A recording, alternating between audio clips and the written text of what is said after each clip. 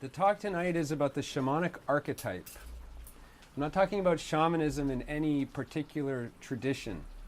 I'm talking about it as an archetypal concept, something that exists in every tradition, that is innate in the human being. And in addition to the archetype itself, I'm going to talk about the archetypal initiatory narrative. And finally, the last bit is because the focus of the school, the school of modern soul science, is how does this concept relate to us in the modern age? How can we relate to the shamanic archetype in a modern way, and how does it manifest in a modern way? So the modernity issue I'm going to address tonight is the modern dangers of the modern call. So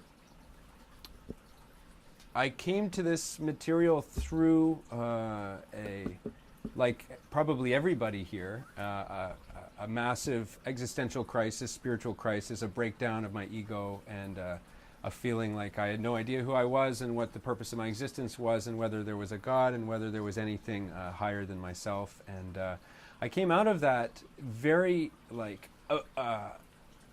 open to what a psychologist would call like my subconscious, or what Jung called the collective unconscious. And for a period of about 2 years, I practically lost my mind. Like I was in university, and the university was like holding me, like a vessel that held me, so I didn't actually lose my mind.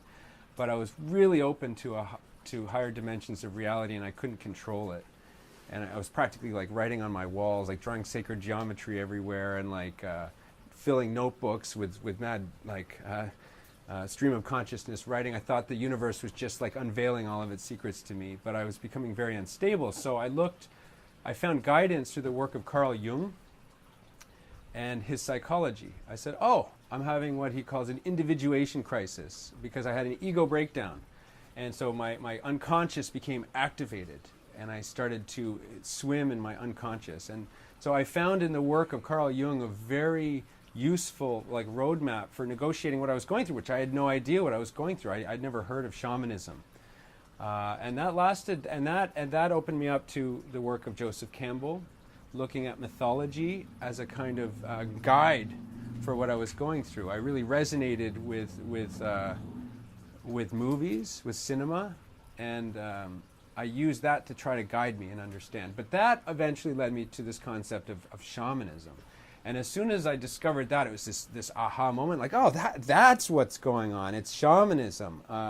This is an initiatory crisis, and I'm being gradually initiated into higher realms of consciousness, spiritual realms of consciousness. Once I got that concept, everything just clicked, and I went nuts with it. You know, I started researching everything I could find out about. I started like experimenting with every psychedelic I could grab a hold of. Like, and I got a drum, I built a drum, I started like putting blindfolds on, taking large doses of mushrooms, and like drumming for hours and hours and hours, and going on journeys. And again, still using the guidance of Carl Jung and Joseph Campbell's hero's journey. So that only got me so far. I actually got myself way in over my head doing that. And that really informs a lot of my talk about the dangers. I'm really aiming to give a sort of sobering balance to the ecstatic frenzy that tends to accompany the shamanistic path, you know. So I'm hoping to bring a real balance of like a psychological sobriety and a mystical courage, and just go for it kind of courage. So I was really in over my head, doing like sort of a self-initiatory process, and playing with forces that are basically like what sorcery is made out of, you know. And that's when I got called to the Amazon, and I got called to my spiritual path, and that really saved my soul.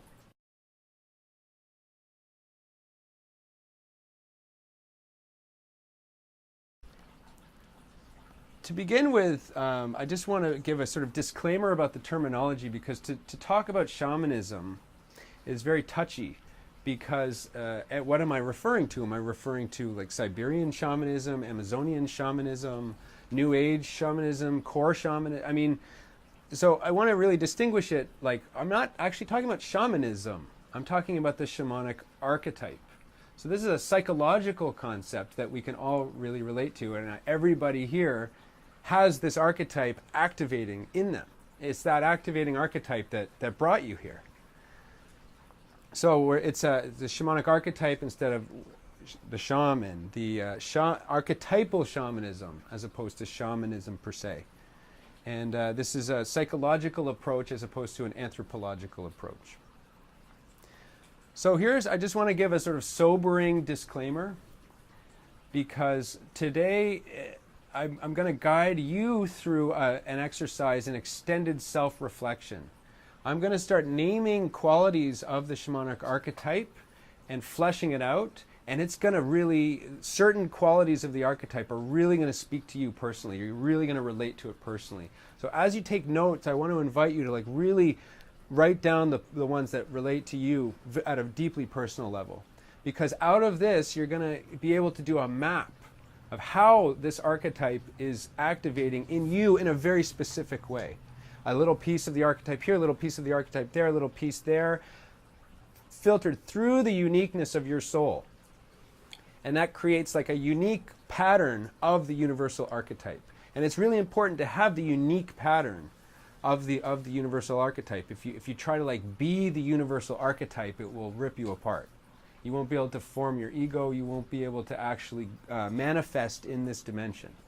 So everybody, like, how is the archetype guiding you? How is it inspiring you? How has it been inspiring you? And what's in the horizon? What other aspects of the archetype are starting to announce themselves to you? So there's an inherent grandiosity in this kind of talk. You know, the subject matter invites grandiosity, especially all of this self-reflection, thinking about your own initiatory process. It can verge on self-absorption. So it's important to have a kind of a counterbalance of humility. Like, because we're talking about how these like divine energies are incarnating in your like mortal, like flawed mortal coil. And so it's necessary to really disidentify with the archetype that's being activated in you. So I never say like there's, you know, I've incarnated certain aspects of the archetype very distinctly, but I don't call myself a shaman, because like that's almost like saying I am an archetype. I call myself a soul scientist. I'm striving to understand how the archetype is activating in me, and help it activate even more. So the shadow side of self-deification, because a shaman is like sort of a semi-divine human being. You know, he's part spirit, part mortal. So let's just be aware of this process, and I just want to say that almost as a disclaimer, so that now we can just dive into our own process and keep that in mind.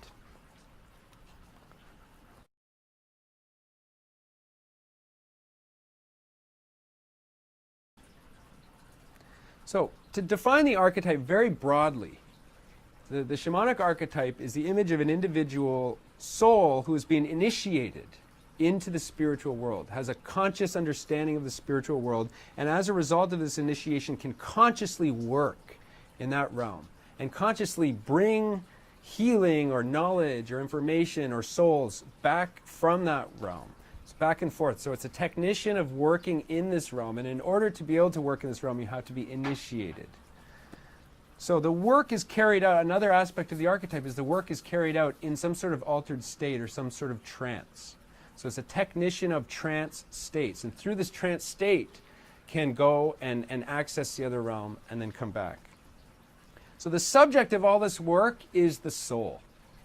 The soul. Now, what is the soul? It's very hard to define. We're going to define it very gradually. So it's not just work in the spiritual realm. It's not that simple. The critical aspect of the archetype is that there's a return to this realm. There's a departure into that realm. Something is done in that realm. Some sort of act or some sort of deed is done, but then it's brought back into this realm and transmitted. And that is this departure, initiation, return narrative is critical to the archetype. So in order to incarnate the archetype fully, we have to make this return journey. And that's really the tricky part. That's really the really hard part. So if this return journey is made, then the individual working with the archetype is a bridge that can actually mediate between the spiritual world and the material world. And that's the function of the archetype, is to bridge heaven and earth, to bridge the spirit and the matter. And ideally with one foot firmly in each realm. Not just like, he comes back and can share it, but like actually really well adjusted.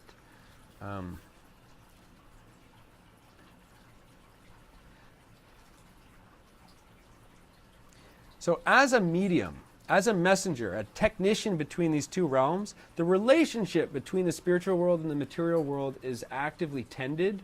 It's held in a dynamic equilibrium. There's a transmission of knowledge and energy and information, and through the figure of the shaman, the two realms are held in a special kind of balance. And so, moreover, the relationship with the spiritual world is made manifest to the rest of the members of the tribe. This is where mythology comes in. Mythology originates from the shaman's initiatory journeys. And it's a way for the shaman to transmit this initiatory knowledge to the rest of the tribe, to the rest of the people that have not been initiated, that are maybe not ready to have those kinds of experiences, but they still need the wisdom. They still need the orientation. They still need to have some sort of relationship to the gods, to the sacred realms. And so through the mythologies that come out of the shaman's initiatory journeys, there's a way for the rest of the tribe to sort of start to tap into the gnosis, the raw gnosis of the shamanic initiation.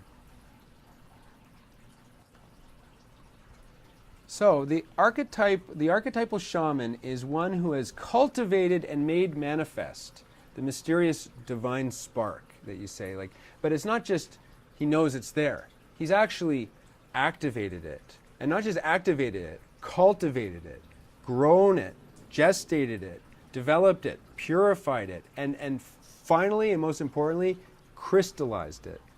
We're going to be talking about higher bodies, and this is where it really comes into spirit science and the anatomy of the subtle bodies. Okay, we're going to bring in some esotericism to bridge with shamanic studies, because the shamanic initiation, the shaman has to basically build his higher bodies and awaken his higher bodies and crystallize his higher bodies. Because if he crystallizes his higher bodies, then he or she can retain their consciousness while they're in their higher bodies, and they don't need their physical bodies. So it's kind of like being able to do lucid dreaming. That's a sort of version of it, right? If you can do lucid dreaming, then you can be fully conscious while you're in your dreaming body. You're not in your physical body. And it's the same thing with an initiated shaman has to have crystallized their higher bodies to the extent that they can retain their consciousness while they're in their higher bodies. And so that's where the science of initiation comes in.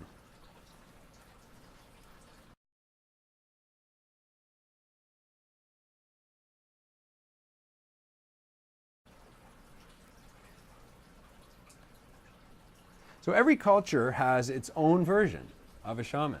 It just goes by different names. And shamans, like different ones from different cultures, they have different specializations. A lot of it has to do with the needs of the culture. So they specialize in different forms of spiritual, magical, and healing capacities. A shaman from a specific culture specializes in that culture's sacred history. That specific culture's sacred history. That culture's specific spiritual struggles. That culture, they take responsibility for tending to that culture's unique spiritual challenges, karma, illnesses, and cosmic struggles. So we can't discount the cultural context. And I'm bringing up this idea of the universal archetype so that we as Westerners here can think, well, how can we tap in this universal archetype to our culture? And so that we can be servants of the spiritual needs of our culture. Because that's the integral part, right? That's the return phase. We have to plug into the culture. So in the past, shamanic initiation was reserved for an elect few. The initiatory ordeals are extraordinarily difficult. They're dangerous. They require great courage, patience, and discipline, and tremendous willpower, strength of will.